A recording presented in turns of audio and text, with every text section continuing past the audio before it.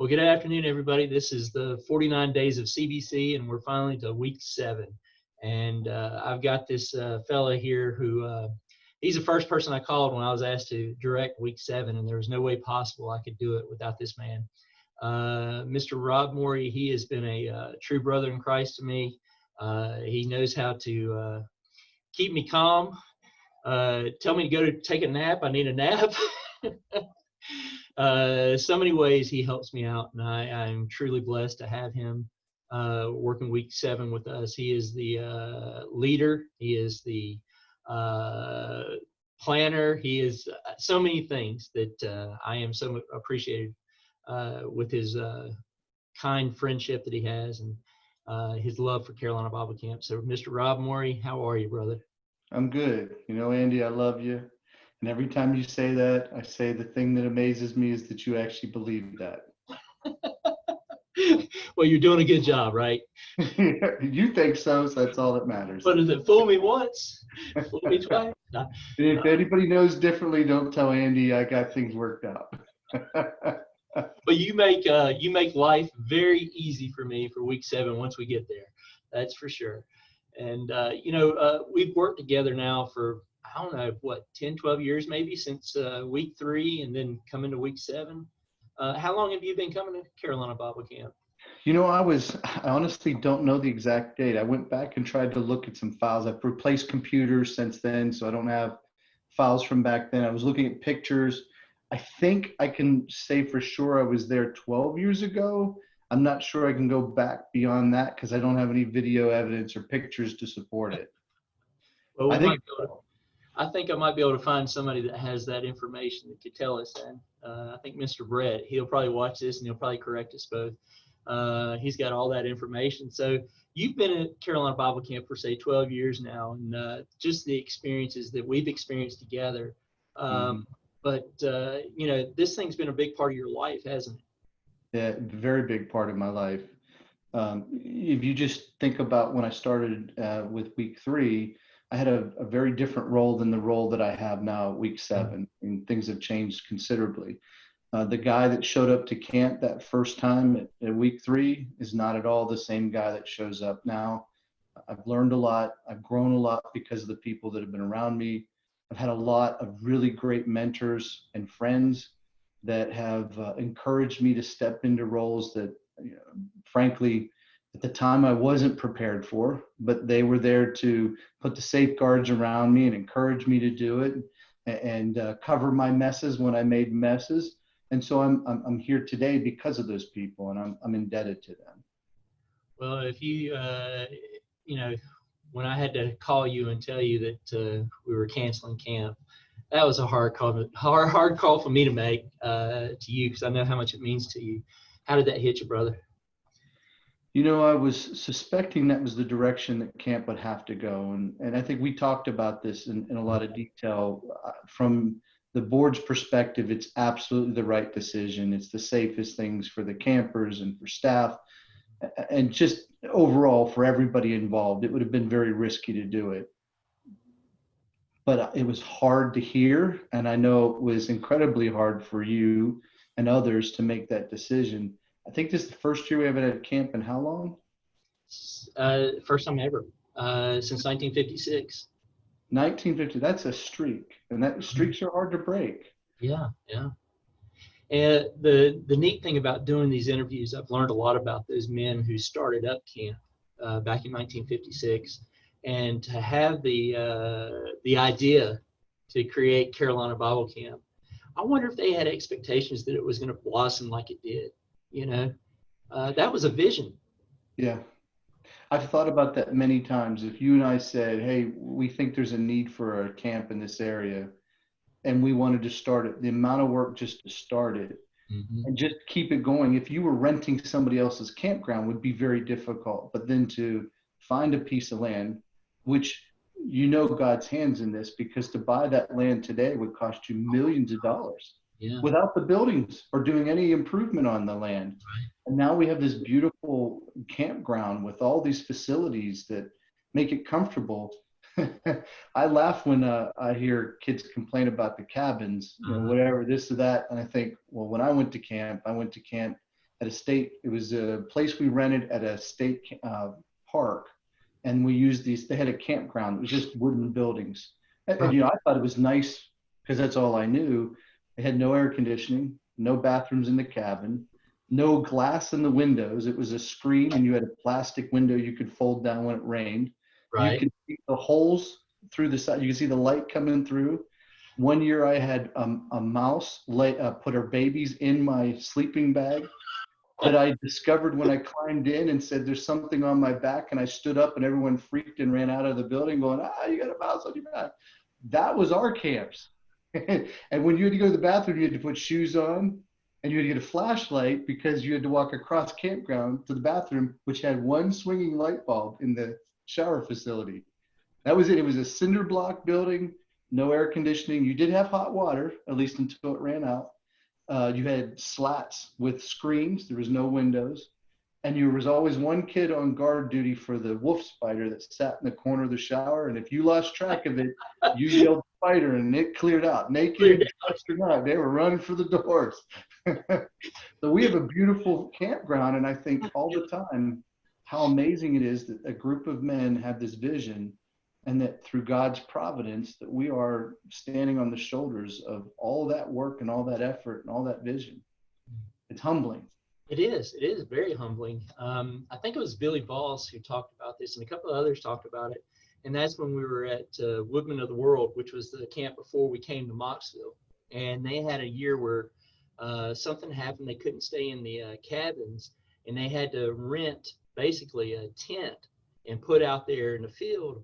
And so it had no sides on it or anything. And so whenever there was a rainstorm that come up, they had to get everything off the ground because it would just saturate everything. And just the stories that you hear about what these, everybody's gone through before we got to Carolina Bible Camp, where it's at now in Moxville.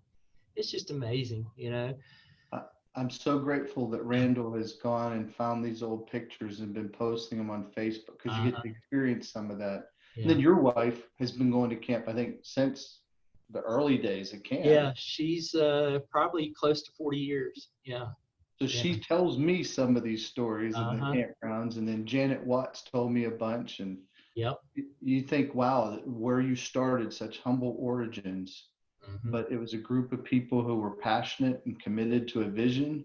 They saw the Lord's work in front of them, and they went through great obstacles and adversity to get us where we are today. It really is a shame when people hesitate in volunteering or even coming to camp, because it's so easy today compared to where they started.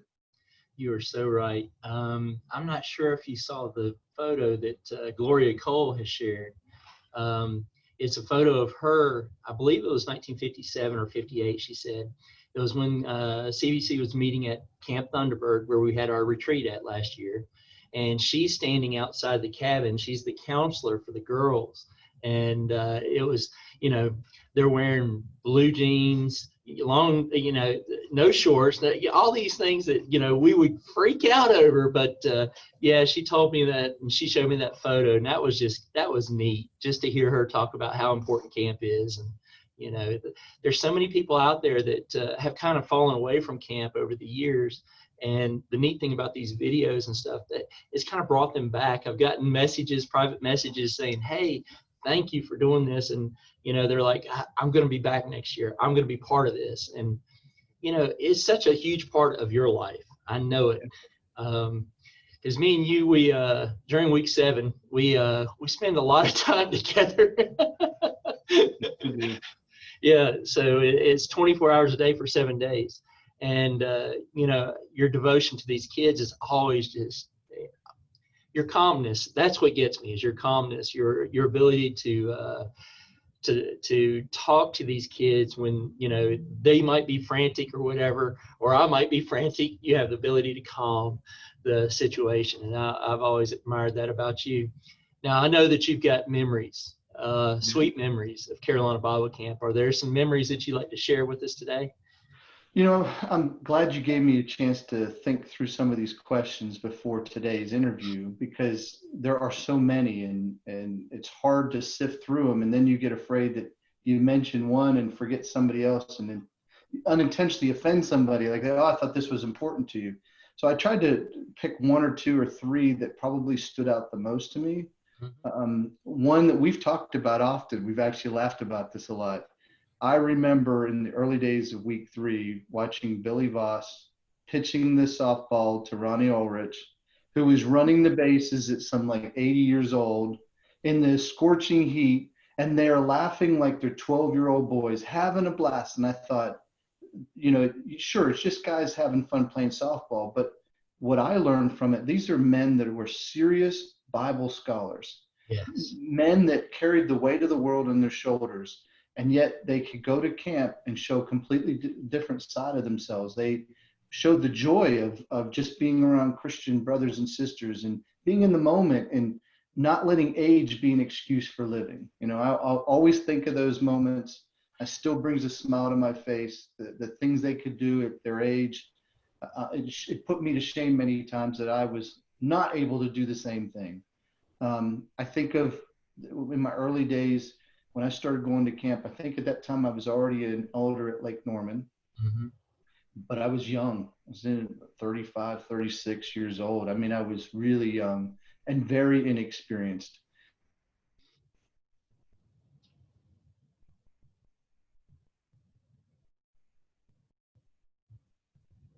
We were talking about some of my favorite memories. I mentioned Billy Voss and Ronnie Ulrich, but the other one was sitting on the craft deck cabin, sitting on the deck there, that front porch, right, looking at the campground, sitting next to Wilson Burton. Was a young elder, a young man, didn't have a lot of experience in a lot of things.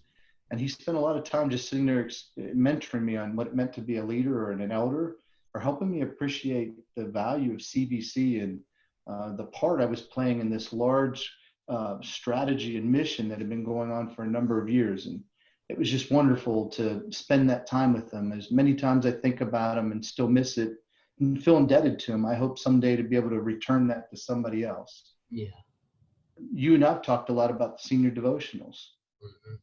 It's our favorite time. I mean, we're like schoolboys running down that hill for senior devotional at night. And think of all the young men and where they were when they started being asked to speak to where they are today.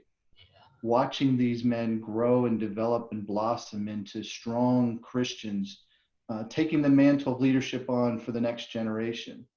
Some of the sermons we've heard come out of these young men. Yes. Yeah. Humbling. Yeah. It's just amazing sitting there and listening to these young men talking to their peers and doing so powerfully, and then watching their peers respond. You could think in this day and age that they'd be like, who are you to talk to me? You don't know me. You're no better than me. What do you know that I don't know? But that's not the way they responded. They seemed to respond even more so to hearing somebody their own age talking about real issues they're going through and sharing their perspective. I mean, it's been powerful to experience. Those would be some examples of my favorite memories at camp.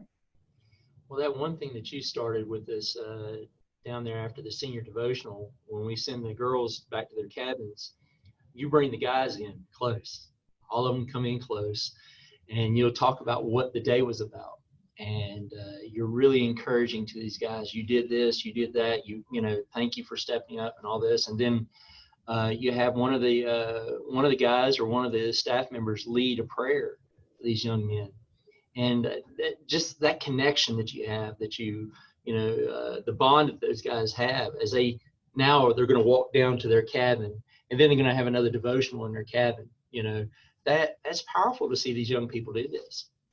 It is. And, you think sometimes as you look at the world and you see young people in the world, you begin to wonder, does camp even matter to this generation? Does it even reach them anymore? You watch some kids who come to church who just fidget for 30-minute sermon and don't even seem connected. They're looking at their phone or what have you. And you go to camp, you watch these kids from the time they get up to the time they go to bed, do nothing but either study, listen to sermons, discuss the Bible, pray, sing songs. And as you mentioned, at the end of the day, you would expect those kids to be like, look, I've heard all I can take from you guys. I'm tired. I want to go to bed. And that's not what you see. I mean, they're hungry. They go back to their cabins and they have another devotional. And it's not mandatory. This is things that they take on themselves because it means something to them, that they're being touched by the message. And it's just humbling to be a part of it. It is. And, you know, like you were talking about those young men that had started doing the devotionals down there. And then, you know, they've grown so much and now they're staff.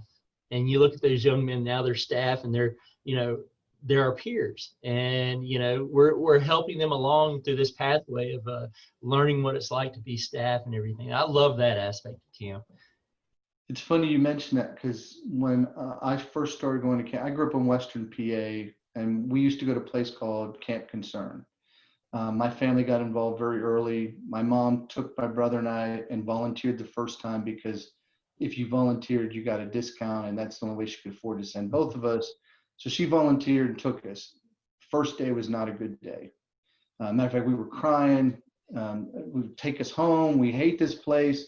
And I remember walking by going to class, and my mom was on the deck crying, and somebody was consoling her. And I think they told her, because she later told me, they said, look, just give it till dinner time. If they still feel that way, you can take them home at dinner or take them home the next morning.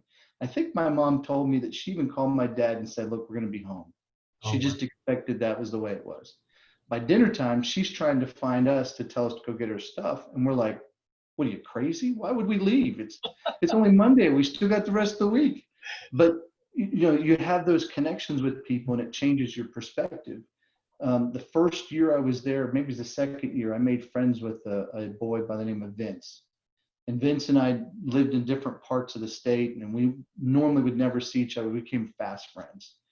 And because we were such good friends, we were always in trouble, because we were cracking jokes and talking to each other. So, you know, we had the one of the brothers, the staff members, his name was Clyde Brothers, actually had to sit between us at the evening devotionals because we wouldn't behave. So one day, and I'll never forget it, he pulled both of us out of devotional, pulled us off to the side and said, okay, you're going to start at this end of the trail and you're going to walk to the end of the trail and you're going to pick up every piece of trash you find. And we did that for probably the whole day. Every time we had free time, up and back. But you know, it's because he took time to see past my fidgetiness, my disruption, that I hadn't been familiar to camp. He invested in me and he gave me some tough love. I'm here today as a staff member, and we see that too. We see young men when they started, we're like, man, I want to jerk a knot in them, and here they are today. They're these great staff members, and you're like, wow, it's impressive to see that. Yeah, I look back at Christian, you know, that kid, you remember him. I have no recollection of Christian. But yeah, we love that guy, and we just we always want to encourage him whenever we can. You know, I like how you touched on that. I've seen you connect with so many kids, and one kid in mind, Isaiah Price. Love that kid to death, and it's neat how you can foster those relationships in 1 week at camp that's going to last a lifetime. You know, and it started with David Price and his whole family back at week 3, and now they're part of week 7. That's just precious. I mean, if you think about it, the experiences, the times, the laughter, the tears, whatever it is, you know, it's just special. You know, I remember our first year at week 7. So we're stepping into a week we had no part in. They had an abrupt change in leadership, literally like I think 2 or 3 months before camp that year. So you had inherited a large number of staff and campers who were used to a very different week, you know, different leadership, different feel. And I remember standing there that first night and looking at that group and thinking, you know, I don't know how this is going to work. I don't know if they're going to accept us. And today, we love them like they're our family members who've been with us for 50 years. We know each other. We're still communicating with them, even though there isn't no camp. We're still communicating back and forth and visiting each other when we're out of camp. I mean, they become extensions of our family, but that all happens in 1 little week every year. It's amazing. Yeah, I remember that. I was really nervous, really scared because, you know, anytime, you know, as they say, new management comes in and everybody gets upset. But I think that the way that that group welcomed us and loved us, and bought into the plan that we had, and that was a blessing, and it's Yeah. grown from there. It's grown from there tremendously. We've Well, grown because of their involvement in our lives. well, you know what? I know you could say the same thing here. Is with the staff that we have during week 7, it makes our job so much easier because we have people that are back every year, every year, every year. We might have new faces here and there, but they make it so much easier for us. Well, not only is it consistent staff, which is helpful, they're actually extremely competent at the things they do. So for us, it allows us to focus on other things instead of having to say, hey, let me help you with this, or help you with that. They take on a myriad of tasks and functions, and camp runs very smoothly from beginning to end. I know. The thing that y'all bless me with is the time that I get to spend with kids doing Bible studies. Y'all free me up for that, and I love that. That's the biggest blessing in the world to be able to experience that. I just thank you. Well, you have a passion for it. Kids respond to you. It's like, why would we deprive you of something you're good at? And the kids, I mean, you can look out at campground and say, where's Andy? You just look for the group of kids huddled around a man, and there he is. He's out there talking to him about the Bible. We're cutting up, right? Or cutting up. That happens sometimes. Well, thinking about your experiences and everything with Carolina Bible Camp, I know that you've already talked about some of the men that's really stood out to you, staff members and stuff like that. Are there others that you want to share some thoughts on that really impacted you and left an impression on you to this day? Yeah, I think back to, and this is somebody CBC wouldn't know, but my first director at any camp experience was a man by the name of Earl Jack Wilkerson. He was a minister at a congregation fairly nearby, one of the closer congregations. Didn't know him when I started, but he made such an impact on me as a young man that he was a part of our life. I mean, I asked him to be to do the prayer at my graduation. So my public school graduation, they came to me and said, hey, do you have any ideas? And I'm like, I know exactly who. And he's mentored to the family. He's done marriages, weddings. He's just been a big part of our life. And that all came from camp. Yeah. So just from an early day, from my own personal experience, that connection lasted even outside of camp and became profound for me. And then I think, of all the people just at CBC that I've been blessed to work with, some of them for short periods of time, some of them for long periods of time. Some of them we've moved from 3 to 7 and we don't get to work with as much as we did before, but still have a lasting legacy with me.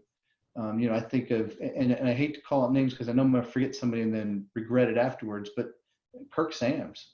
Oh, yeah. And how can you think of camp and not think of Kirk Sams? His passion for kids and for camp, and he is the Barnabas of our day. Mm-hmm. He will find the one staff member who's new, who hasn't found his place. That was me. And he will make it his mission to get you connected to work there. And before you know it, Rob's the whatever guy because Kirk has found a way to work you into the rotation.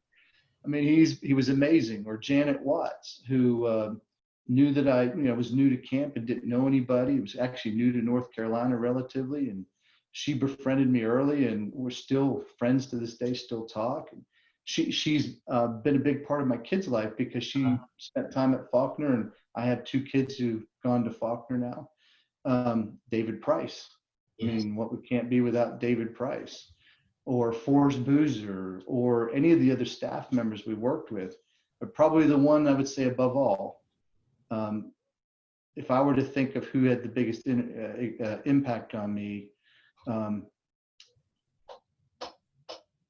I would say that this person is the person who truly embodies the purpose of camp, who has the passion and the drive for camp. He's tireless. I mean, when other people are dropping, he's still going. He is strong, not only physically, but spiritually, and he'll just hulk it on his shoulders and carry it for you. He demonstrates servant leadership in every aspect of his life. He's CBC in the flesh. And that person's you, Andy King. I mean, I think I told you shortly after I met you, I said, if there is ever a person made for this mission work here at camp, it's you. You have a unique skill set. a unique passion, a way to connect with kids. Nobody else I know. They flock to you, whether they're hurt, whether they're happy, whether they have questions. They say, I'm going to go find Mr. Andy, and they go looking for you. And so I know you've been doing a lot of interviewing, this day 40 or whatever it is, but I'm going to turn the tables on you now, Mr. King, because I think somebody needs to interview you. They need to hear from you. You know, you've told me that you started at camp because your wife pretty much twisted your arm, said you're going to go to camp. And I think if I remember right, you didn't have a good experience. I said I never step back on this property again. And yet here you are many, many years later. What made you come back? Persistence from my wife and Kirk Sams. Persistence. So you mean a wife and a friend can have an influence on you? Yeah, we used to go up there and visit while Melissa and Cassie were there at camp. Cassie was a pre-camper, and we'd go up there and we'd spend I'd spend the time fishing while I was visiting them, if that says anything. I'd go up there and tell them bye and leave. And Kirk Sams talked me into coming one year. He said, yeah, just come in and be maintenance. And so that first year I was there, I was just maintenance. And then, of course, you're going to be back next year.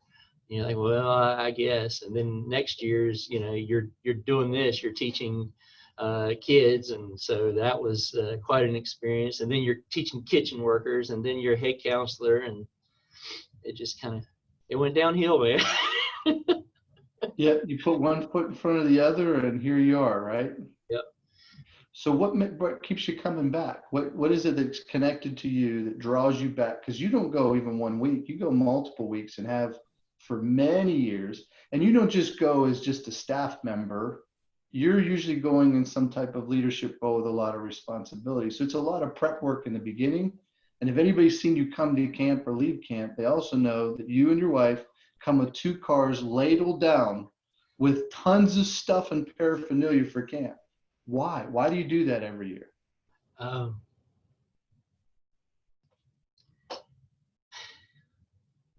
I would say Aaliyah Mitchell. You remember a little Aaliyah last year? Yeah.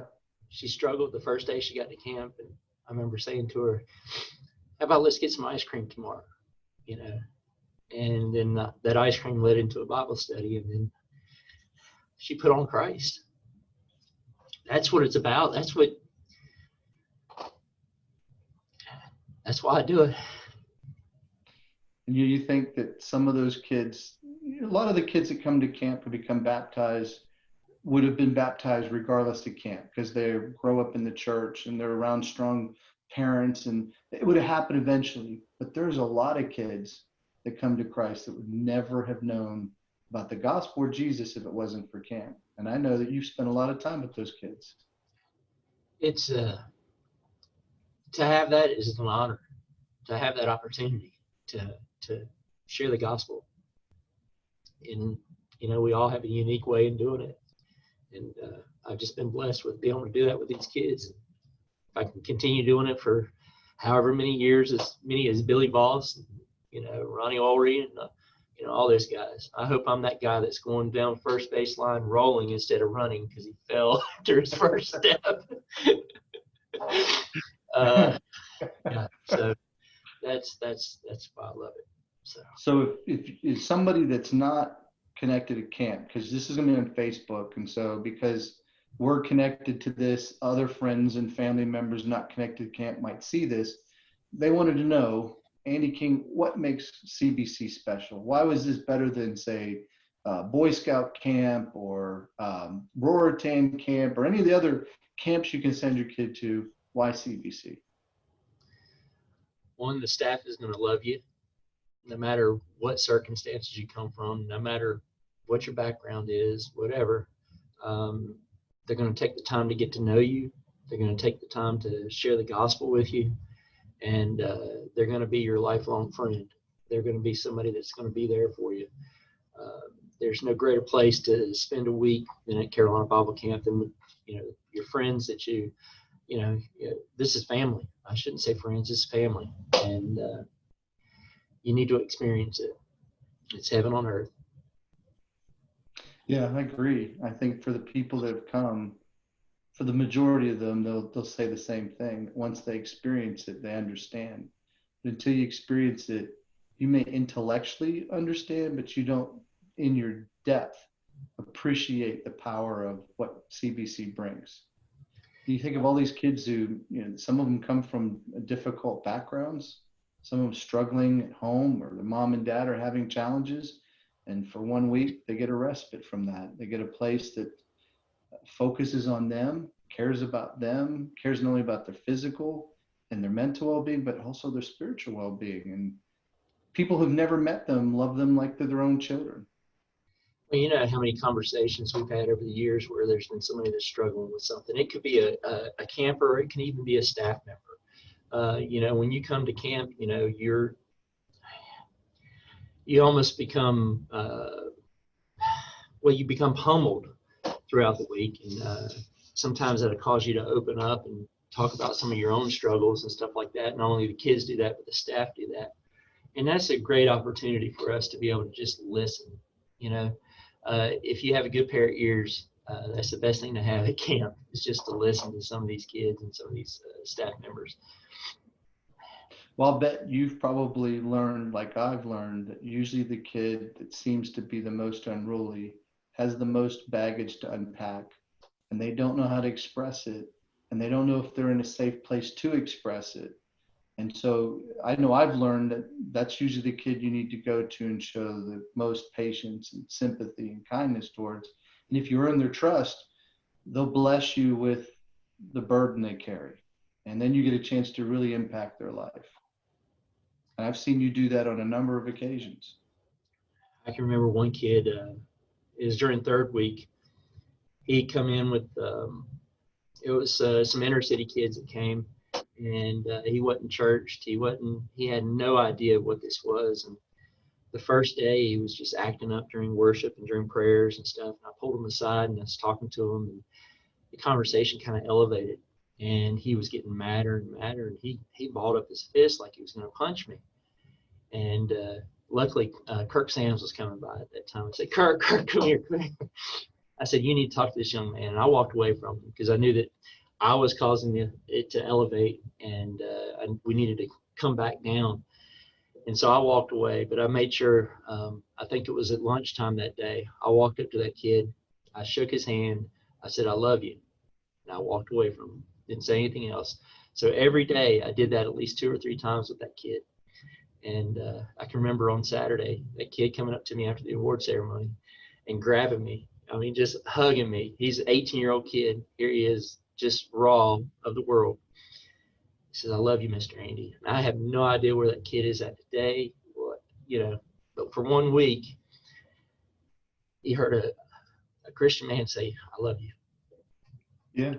And he realized that he does have value, Mm-hmm. that he's important, that he's special, that he's loved, and that he can come to a place where he can be accepted and nurtured.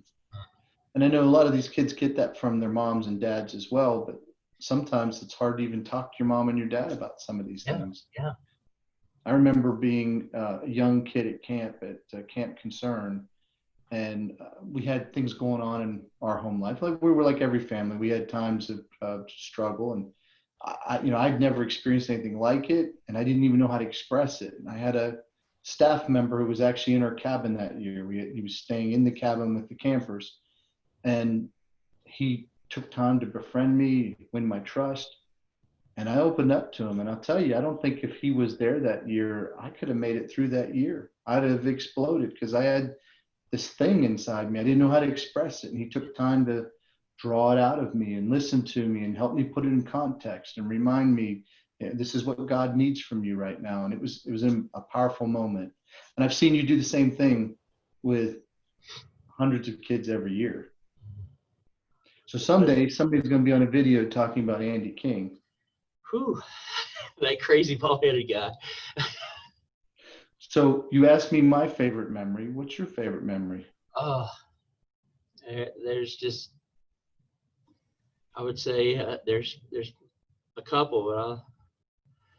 The one memory was during week 1, we were playing dodgeball on the tennis court, and I was out there playing with all these young guys, and we're slinging the balls. And there's this guy named JD. He's one of our junior counselors.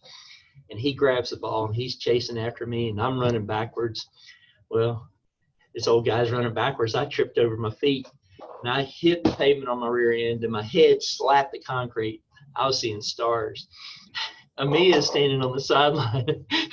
She goes running across over to the volleyball court where Melissa's at. They hurt Daddy. They hurt Daddy. They hurt Daddy. And here I had a big old scuff on the back of my head, seeing stars all night long. That's one of your favorite memories. Yeah. I just remember her running. I could hear her, Mama, Mama. They hurt Daddy.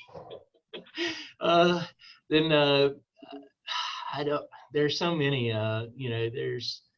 I tell you a favorite memory that happens every year, and I know it happens week 1. It happened week 3, and it happened week 7, and that's when the late devotional starts down at the amphitheater. And I'm usually late getting down there. You're getting everything started. Everything's running.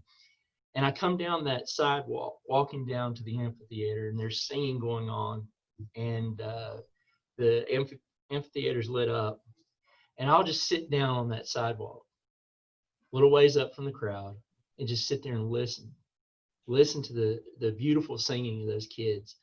And that image in my mind, if you're ever in a bad mood, just think of that, because it just lifts you up, man. It lifts you up. Yeah, it does. It's a powerful moment. And when you experience the first time, you think, I didn't know that it could be this special or this powerful. Because you're thinking when you go down there the first time, my body aches, I'm tired, I'm sweating disgustingly. I mean, it's not even just a little bit. I don't even want to touch myself. I'm so gross. And then you go, I got to sit on a hard wooden bench. No, thanks. I'll go back to the room. But man, afterwards, you're like, I would sit through 10 hours of that to experience that. Well, you sit there, you're talking about the benches. I guess there's a memory I should share about the benches. Think about this. Melissa would say, pause for a moment, filter. Well, it's a great story. It's clean now. Anyway, I think this was week 1. This may have been the first or second year I'd been going to week 1, and we were down there sitting on the benches, and somebody came down and they wanted to sit with us, and so we slid down. Well, I didn't raise up to slide down. I just slid down. I think I got like 3 or 4 splinters in my hind end, and that was Wednesday. So I go the whole week. Here I am. I get home Saturday. You're worn out after camp, and I said, Melissa. She's like, what? I need your help. She said, what for? I said, I've got some splinters. She's like, what do you mean? I said, I got some splinters in my hand. And she's like, why didn't you go to the nurse? I said, I couldn't go to the nurse. Poor Melissa, the life of a wife. Yeah. Oh, man. Yeah. That's taking one for the team there. That literally is taking one for the team. Oh, yeah. But those are the memories, We you make me think that we're serious, very serious when it comes to the spiritual matters and our children's safety. We're serious about making sure it's respectful and inclusive. Those things we have zero tolerance for. But what gets lost is we also have a lot of fun. Oh, yeah. I mean, there's a lot of joking and ribbing. Oh, it's all clean and it's all above board, but we have a good time. I think David Price spent 1 year looking every morning, waking up, wondering where his golf cart was going to be that morning. I know he knows who did it. He just won't acknowledge it. And so we let it go on. He hasn't figured out that we have a key that'll open or turn on every golf cart he can. Or the year that the campers took a bunch of things and hid it to make a scavenger hunt. I'll never forget. He wasn't upset about anything until he realized they took his, what was it, gorilla snot? Is that what it's called? His hair gel? Yeah. That was the only thing that made him mad. He's like, you don't mess with a man's hair product. Oh, yes. Oh, man.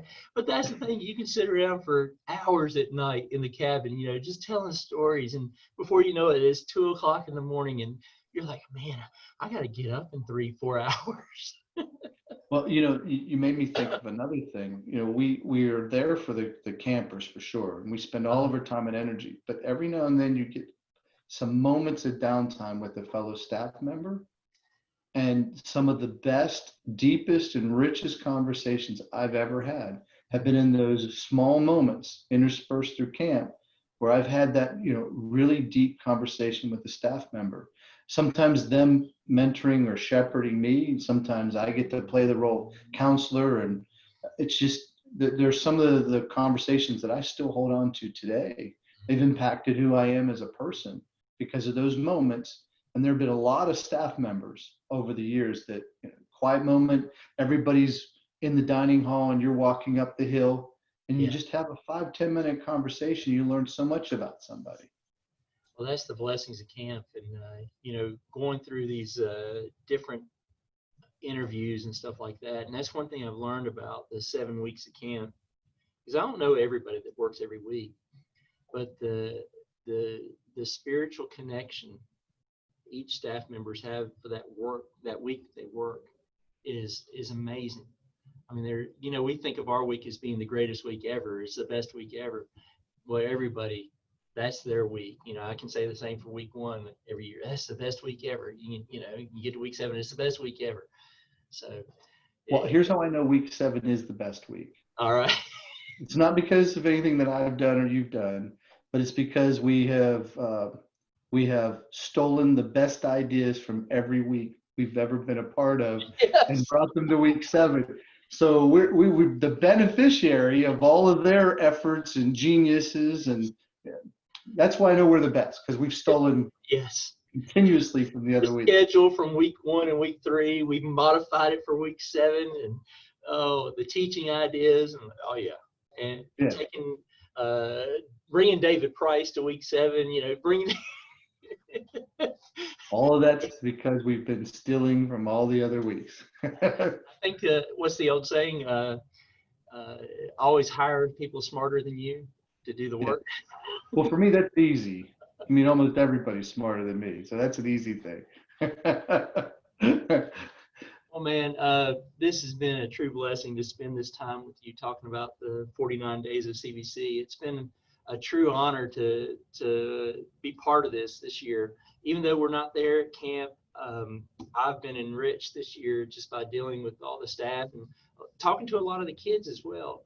And we have a great opportunity to come back even stronger next year. And I'd like for you, if you could, kind of leave us with a closing word on just encouragement until next year, until we get to see each other again. Well, that's going to be hard to do, because camp being canceled this year hasn't become real to me until next week. Next week is when we're supposed to be at camp. I was telling Jill the other day that it hit me that this is normally the time where I'm running around printing things out, buying whatever I need, packing things up, talking to you about, hey, do you have this? And I'll bring that. And that's not happening this year. And it's kind of surreal. It's odd. It feels like, your left arm you woke up one day and your left arm's gone. But this we do know, that if the Lord wills, we'll have an opportunity to do this again next year. And we'll be able to do it in an environment that's going to be safe for everyone's health, which is important, because we would hate to have somebody come to camp and then get COVID and then take that back to their family and devastate that family. So it's all the right decision. But all the great things we are doing don't go away because it doesn't happen this year. It will happen again, Lord willing. Next year we'll get to come together. And the amazing part is, even though you're gone for a year, and in some cases you haven't talked to a person in a year, you pick up right where you left off when you show up at camp. It's like you hadn't been apart even a day. Even the kids, they walk through the gate, you pick up right where you left off the last time you were there. So I think we'll see that too, that those relationships will still be there. The specialness of camp will still be there. And I'll admit, sometime next week, I will make a private drive to camp just to sit on the grounds, soak it all in, because I got to at least be there during week 7 or it just won't be possible for me to go all year. Well, I was up there today, driving around today, and it was tough just to think about. There's no worn patches in the grass. Usually by week 7 the grass has been trampled down. The kids have been playing everywhere. Golf carts been running all over everything, but it was just quiet. And Yeah, I think the thing we fuss about, the fact that we're constantly telling them to pick the trash up, is, I always pick your trash up, and then by Wednesday we're threatening them, no canteen unless you pick your trash up. And then you go there, there's no trash, and then it hits you. It's because there's no kids. mm-hmm. You wish that you could have the trash problem again, because it means the kids are there and you're having camp. So yeah, it'll be hard not to see the dust cloud over the Gaga Ball pit. Well, Saturday, August 1st, me and a couple are going to ride to Carolina Bible Camp, 49 miles to camp to finish out the 49 days of CBC. So, Wow. yeah, so that'll be a fun day. So it's going to be tough. Thanks for what you're doing, because while I know you're riding a bike, it's not the riding the bike that's important. It's the money that you're raising because you're riding the bike that's going to help camp bridge the gap between last year and next year. And all the people who've donated and made it possible, thank you, because without them, there will be no camp. Well, we're going to make an announcement since this is Sunday, the first day of week 7. We're going to make an announcement later today or tomorrow morning, and it's going to be what we've raised so far and what we'd like to hit by the end of the week. And so we'll announce that and everything, and it's going to be exciting. So do whatever you can to help us promote this. And brother, I love you dearly, and it's an honor to work with you at week 7. Feeling mutual. Thanks for your time, Andy, and thanks for the example you set, not just at camp, but also out of camp. Your Savior would be very proud of you. Thank you, brother. Love you, man.